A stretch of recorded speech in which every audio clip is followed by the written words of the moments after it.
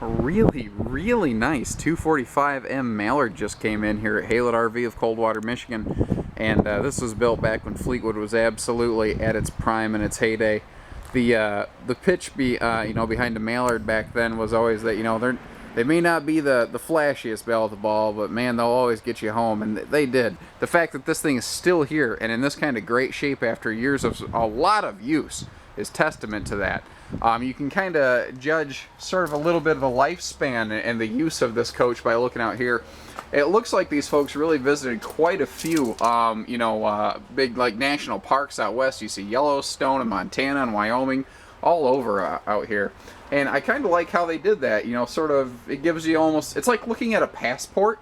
It's like looking at someone's passport and getting to see the stamps on where they've been. You get an idea where this thing has spent some time and where it's been parked.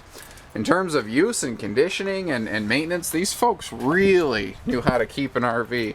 I mean, even an old RV like this, man, even the stickers are in great shape. And if this was used out west where they have some really harsh sun and whatnot, that tells me that they were using the proper conditioners and UV inhibitors and everything on this all the way around. There's a lot of assurance that goes with that. I see handy day-to-day stuff like the sewer hose holder here. Stuff like that's good to see. It's they had a place for everything. These were folks who were serious about their RV and serious about keeping it in good shape because they plan to use it. The bathroom air vent, I noticed, had like a max air vent cover on it so they could keep it open and ventilated, wouldn't build up that musty smell. Now I've seen, the last couple of years I've seen a lot of these older Mallards come in on trade and they're all still in such great shape. So, another really neat thing about this is with the shorter size, it's like the perfect fifth wheel if you want to add a small trailer to tow behind it, or like a little flat bottom boat or something like that. It's a perfect little outdoorsman's trailer. If you plan on doing a lot of traveling, this thing will treat you so well. I mean, that's exactly what they did with it, the previous owners. And we still have nice stuff like central air and heat, so it'll keep you pretty comfortable during, the majority of the camping season. I wouldn't take this thing necessarily to Alaska and expect to just leave water in my freshwater holding tank, but short of something extreme like that, she's this is the old trusty, rusty, reliable, good soldier that gets the job done. I do like the little extra coat closet or wardrobe closet that you have right here. And stuff like this makes me smile. Previous owners were kind enough to leave a TV in here for us. Nice little Samsung, too. And they even have their own little note. TV works for DVD or VHS. Antenna does not work. So, even little stuff like that. When they traded it in, they left little notes for the next people. How cool is that? I wish we had more people like that.